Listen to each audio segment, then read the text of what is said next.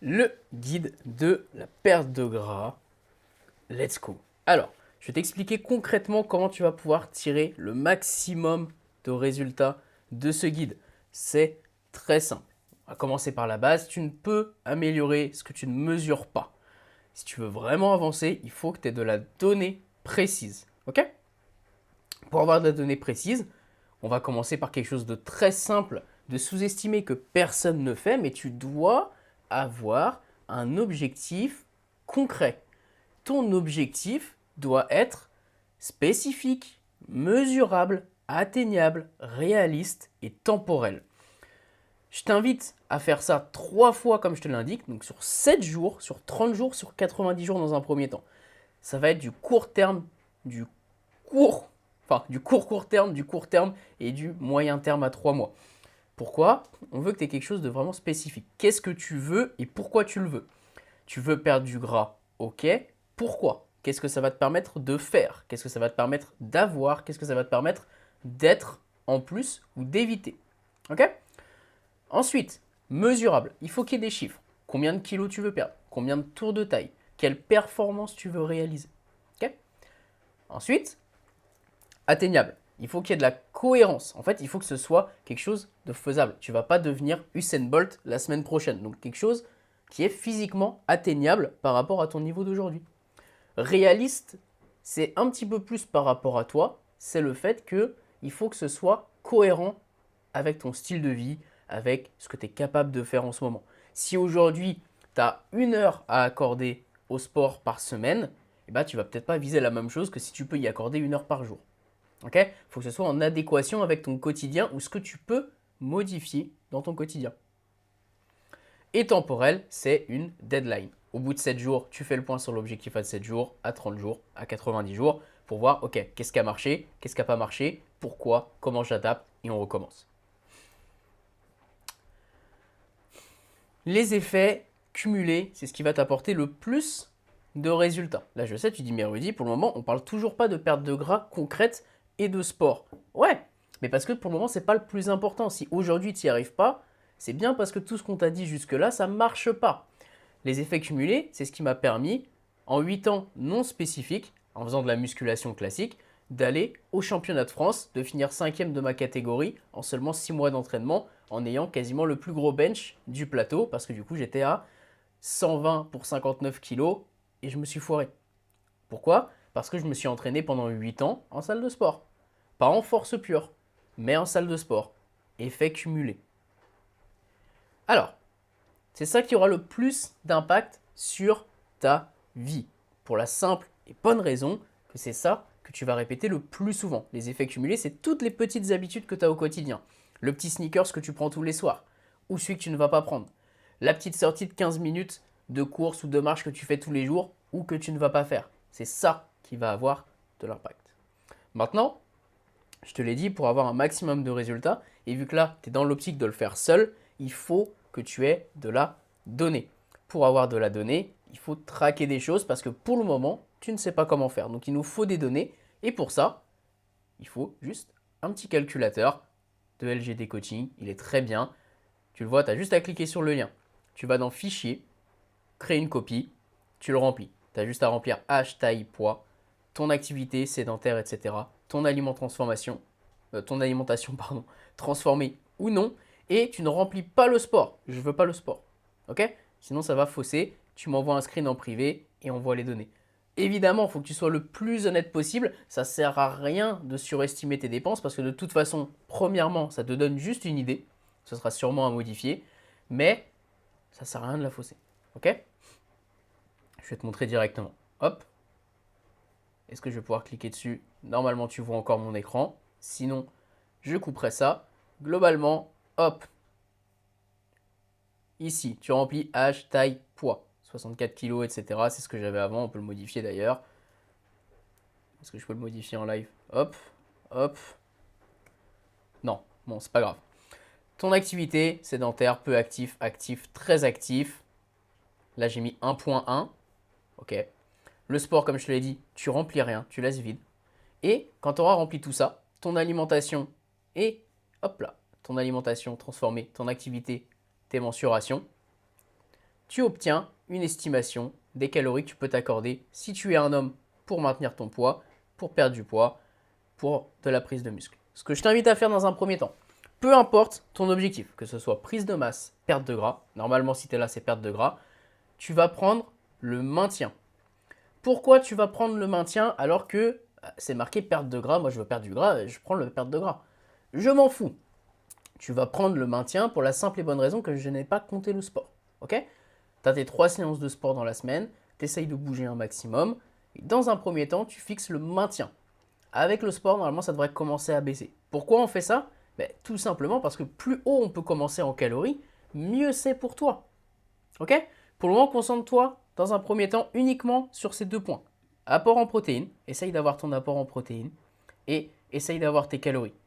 Après, les glucides, lipides, c'est moins grave. Mais priorité aux protéines, aux calories dans un premier temps pour te simplifier la tâche. D'accord? Et on fixe le maintien pour voir ce qui se passe. Si le poids diminue, tant mieux. Si ça ne diminue pas, on baisse de 100, on attend une semaine, on baisse de 100, on attend une semaine. Ok? Let's go. Avant de commencer ce petit challenge, j'ai besoin que tu me dises. Alors, tu m'envoies simplement un petit message, tu as juste à cliquer ici, ça te renverra sur mon Instagram. Tu m'envoies un message et tu me dis ok, qu'est-ce qui aujourd'hui te pose problème pour réussir? Qu'est-ce que tu veux réellement atteindre en termes d'objectifs? Tu l'as vu ici, oula, avec l'objectif SMART. Et enfin, qu'est-ce qui, selon toi, t'aiderait à avancer plus vite? Moi, ça va me permettre d'améliorer tous les petits contenus que je peux vous donner. Pense-y, ça va t'aider. Une fois que tu as tout ça, là, tu as déjà tout le plan pour mettre en place. Tu bouges, tu manges bien, tu avances bien, tu as les objectifs clairs. Voici quelques tips qui vont t'aider à avancer encore plus vite avec les commandements, les 10 commandements à mettre en place pour perdre du gras. C'est très très simple. Alors, 10 000 pas. 10 000 pas, tu le vois passer tout le temps. Pourquoi? Simple et efficace. On est fait pour bouger. Ça, c'est indéniable. 10 000 pas, ça représente à peu près 7-8 km par jour. Ok? Dans toute ta journée. Sur 24 heures. Ok? Ça prend 1 heure et demie à faire. Sur 24 heures. 1 heure et demie sur 24 heures de ta journée. C'est très très peu. Ça va représenter en moyenne 3 à 400 calories dépensées en fonction de ton gabarit, etc. Ok? 3 à 400 calories, ça représente un croissant. Bon, c'est pas énorme. Par contre, ça représente un repas si tu le fais bien, avec une bonne partie de glucides, des protéines, des légumes, ça te fait un bon repas. Ok? Mais surtout, tu l'as vu sur le calculateur, on va retourner dessus. Moi, par exemple, qui n'ai pas un gabarit énorme, en bougeant pas mal, je suis à 2000 calories. Ça représente quasiment 20% supplémentaire de calories par rapport à ça. Parce que là, ça ne prend pas en compte cette activité. Ok? Donc, à ne pas sous-estimer, vraiment, la marche, c'est quasiment le cheat code ultime que tu peux mettre en place. T'entraîner. Tu veux avoir 2-3 séances de sport. Si tu en faisais 0, 2 à 3 séances, c'est déjà très bien. Je t'ai mis ici tout ce dont tu as besoin. Tu as des exemples de séances à faire avec, sans matériel, très rapide. Smartwatch timer pour pouvoir avoir les timers associés sans couper ta musique. Ensuite, pour compter tes calories, je t'ai mis les 3 applications les plus connues, MyFitnessPal, FatSecret, Yazio.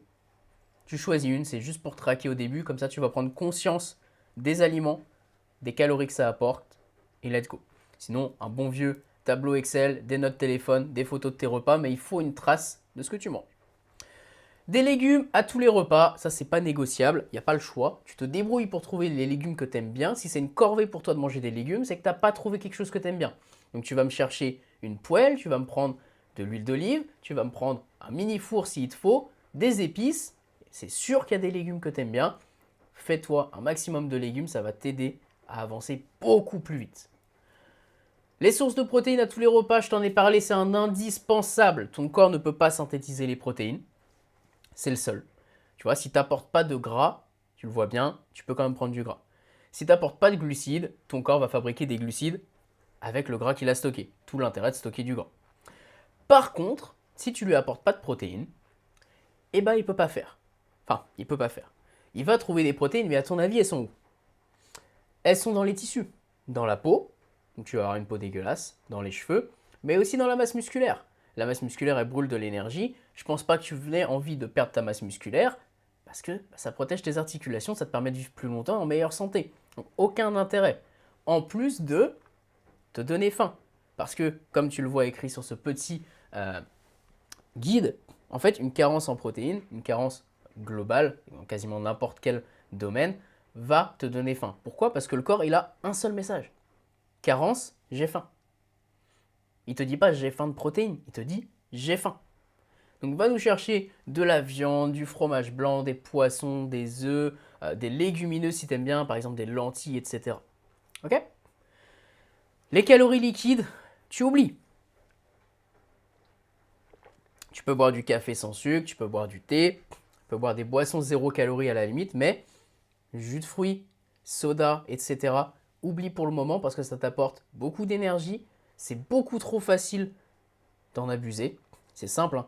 Si tu devais te faire ton petit verre de jus d'orange, si tu devais manger les oranges, ça représenterait facilement 3 à 4 oranges, voire 5. Tu serais incapable de bouffer les 5 d'affilée. Par contre, te taper le verre, facile. Ça représente la même énergie. Donc privilégie de boire des boissons sans calories. Des boissons comme du Perrier, tu rajoutes un peu de jus de citron, etc. Pourquoi pas des édulcorants pour le moment. On n'est pas encore en train de vouloir tout supprimer. Vas-y, étape par étape. Ok? Ton cerveau, tu vas le tromper. Je te l'ai dit plus haut, le but c'est de ne pas avoir faim. On ne veut pas avoir faim, on ne veut pas supprimer ce que tu aimes. Ok? Comment on fait pour allier une nutrition qui nous permet de ne pas se frustrer et des résultats? On réfléchit, on connecte deux neurones, on avance, on se dit ok, qu'est-ce que j'aime bien? Moi j'aime bien le poulet mariné. Ok, comment je peux faire du poulet mariné qui ne me prend pas trop de gras?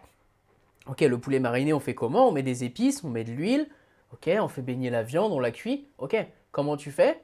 Tu prends les mêmes épices, tu les mets avec de l'eau, tu trempes ta viande dedans, tu la cuis au four, tu as quasiment la même chose et c'est beaucoup moins gras. Et tu as économisé 3, 4, 500 calories. T'aimes bien certaines sauces? Ok. Ah, j'aime bien la sauce curry et tout, comment je peux faire? Ah, mais avec de la crème, ça rajoute pas mal de matière grasse, comment tu fais? Tu mets du fromage blanc 0%, etc., etc. Ne te demande pas qu'est-ce que je dois supprimer, mais dis-toi, ok, tous les trucs que j'aime bien, comment je pourrais faire pour que ça passe? Et aujourd'hui, on va pas se mentir, tu tapes sur internet n'importe quel plat, burger, pizza, lasagne, tout ce que tu veux, des plats qui te sortiraient de ton besoin calorique, tu vas trouver des options 50%, 30%, voire 80% moins caloriques, avec un goût à 80% similaire. Ça te permet de te faire plaisir dans la semaine, de ne pas exploser tes résultats, pardon, et potentiellement de te faire plaisir plus tard sur un vrai repas entre guillemets. Et terminé. Ok? Même les sodas. Des sodas 0 calories, dans un premier temps, c'est mieux que des sodas tout court. Dernier point, il faut que tu prennes des notes. Je te l'ai dit, la base pour avoir des résultats, c'est d'avoir des notes. Il faut que tu saches ce que tu fais. Si tu ne sais pas ce que tu fais, tu ne sais pas pourquoi tu progresses ou non. Donc, pour savoir si tu progresses ou non, on va prendre un point simple. Tu vas me prendre ton poids de départ. Avant de commencer, tu te pèses. Tu vas prendre tes photos de départ. Avant de commencer, photos. Je m'en fiche que tu sois à l'aise ou pas. Tu me prends tes photos de face, de dos, de profil, tout ce que tu veux, un max de photos. Okay, tu les caches dans ton téléphone si tu as envie. Tu vas prendre tes mensurations. Avec un mètre de couture par exemple, si tu en as un, c'est très bien. Tu prends tour de pec, tour de bras, pourquoi pas tour de taille, tour de hanche, tour de jambe. Plus tu as de données, mieux c'est. Mais le tour de taille, c'est un des meilleurs parce qu'il y a assez peu de masse musculaire. Donc si tu perds, c'est souvent beaucoup de gras.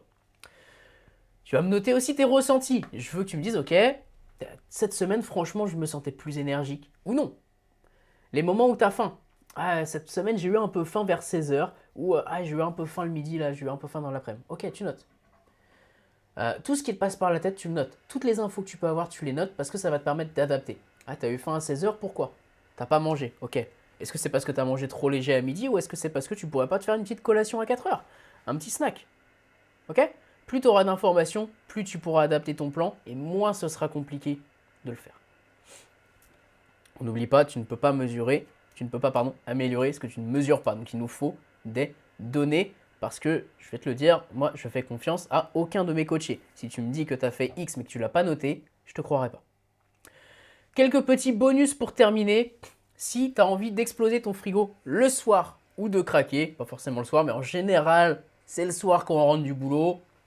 Est-ce que tu as vraiment faim ou est-ce que tu as juste passé une journée de merde, une journée stressante? Si c'est le cas, attends, va te poser, fais un truc qui te plaît et tu verras que tu n'auras plus faim d'ici un quart d'heure. Est-ce que ton cheat meal vaut le coup de retarder ton objectif? Ok? Je te dis pas est-ce que tu vas le faire ou non, là je te demande, ok, si tu le fais, ça va retarder ton objectif. Pas forcément de longtemps, mais ça va le retarder. Ok, tu l'as en tête. Est-ce que ça vaut le coup? Est-ce que tu vas te péter le bide tout seul devant Netflix? Ou est-ce que tu vas profiter d'un petit repas en famille, un petit repas avec des amis, etc. Tu vois, si t'es tout seul, ça vaut pas forcément le coup. Si t'es avec des potes et tout, bah ouais, ça peut valoir le coup. T'es pas obligé de te péter le bide, tu peux te faire plaisir sans forcément tout exploser. Ok? Ensuite, très important, pourquoi tu as envie d'exploser ton frigo? Ça revient à ce que je te disais là. Est-ce que tu as eu trop de privations? Est-ce que tu n'as pas assez mangé? Est-ce que tu as été stressé? Est-ce que ce soit fait ou non, ok? Que tu y penses avant ou après, demande-toi, ok, pourquoi j'ai eu cette envie? Même si tu l'as fait, il n'y a pas à culpabiliser. C'est pourquoi? Qu'est-ce qui s'est passé? Et une fois que tu as compris, tu fais, ok, bah, j'étais plus stressé. Ok, la prochaine fois, je ferai, voilà, journée stressante, je me prévois un truc prêt dans le frigo, comme ça, je suis pas tenté. Ou, ah, j'ai vraiment pas eu le temps de manger, là, faut absolument que je mange parce que sinon le soir, c'est trop compliqué. Ou, ah non, je me suis trop privé cette semaine, faut absolument que je trouve des trucs pour moins me priver, manger plus et pas avoir ce craquage. La donnée. Est-ce que tu as vraiment envie si tu avais déjà mangé? Une astuce, c'est si tu as déjà préparé en avance tes plats, un des meilleurs cheat codes d'ailleurs, tu manges ton plat que tu avais prévu, et si après ce plat, tu as encore envie de te péter le bide, eh ben vas-y, fais-toi plaisir, ouvre ton frigo, prends-toi un truc qui te fait plaisir. Mais il y a de fortes chances que non, et dans tous les cas, au pire, tu auras moins faim, donc tu vas faire moins d'excès. Est-ce que tu culpabilises après? Et si oui, pourquoi? Pourquoi tu culpabilises? Tu es censé t'être juste fait plaisir, tu avais envie de manger. Si tu culpabilises, c'est que, tu vois, on en revient ici. Qu'est-ce qui s'est passé ici? Est-ce que tu fais un écart pour te récompenser ou pour compenser? Est-ce que c'est parce que tu dis oh ouais mais là ça fait longtemps, j'ai bien fait les choses, etc. Faut que je me fasse plaisir? Ou est-ce que c'est parce que tu as passé une journée de merde, une journée stressante? Tu vois, ça revient souvent sur qu'est-ce qui s'est passé dans la journée.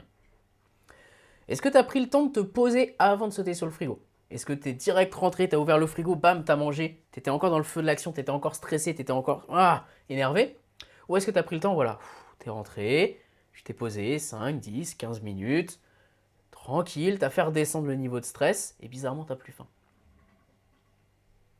Est-ce que le repas euh, te fait plaisir, comme je te le disais tout à l'heure? Est-ce que c'est un repas de famille ou est-ce que tu le fais tout seul devant Netflix, tout simplement? Maintenant, tu vois, tout ça, c'est juste de comprendre pourquoi tu le fais. Si tu comprends pourquoi tu le fais, en général, il n'y a quasiment plus de problème et tu dois bien comprendre que c'est normal d'avoir, entre guillemets, tu l'entendras souvent, envie de manger tes émotions. C'est normal. Pourquoi? Quand tu as un haut niveau de stress, manger du sucré, parce qu'en général, tu as envie de sucré, on va pas se mentir, ça fait diminuer le stress. Et le corps, il est pas bête. Il sent que le stress est monté, que tu es énervé, que tu as envie de tout casser, là. Une petite glace, ça va mieux. Et ça, tu vois, une fois que tu l'as compris, tu peux aussi l'utiliser à ton avantage. Tu sais que tu vas avoir une journée où il faut que tu sois à fond, tu sois dedans. Bah, diminue les glucides. Diminue les glucides, diminue le sucre, diminue les sucreries. Tu vas voir que tu vas rester énervé, tu vas pouvoir utiliser cet énervement.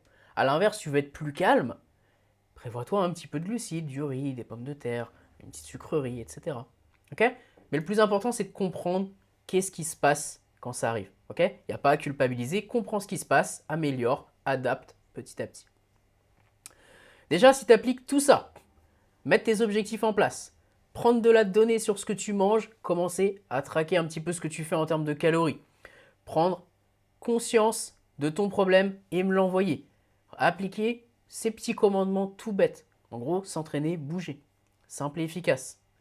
Et que tu conscientises pourquoi tu craques ou non, tu es déjà sûr de commencer à perdre tes premiers kilos. Ok? Maintenant, si ça reste flou ou si tu as déjà appliqué ce plan et que tu as envie d'aller un petit peu plus loin, je t'ai laissé le lien de mon agenda. Tu prends un rendez-vous, on s'appelle, on fait le point directement de vive voix, on voit un petit peu quelles sont tes plus grosses problématiques du moment, si on peut les résoudre ensemble, et t'avances de la meilleure des manières. Moi en attendant, je te souhaite une excellente journée. N'hésite pas à me faire un petit retour par rapport à tout ça si ça a pu t'aider. À très vite. Ciao.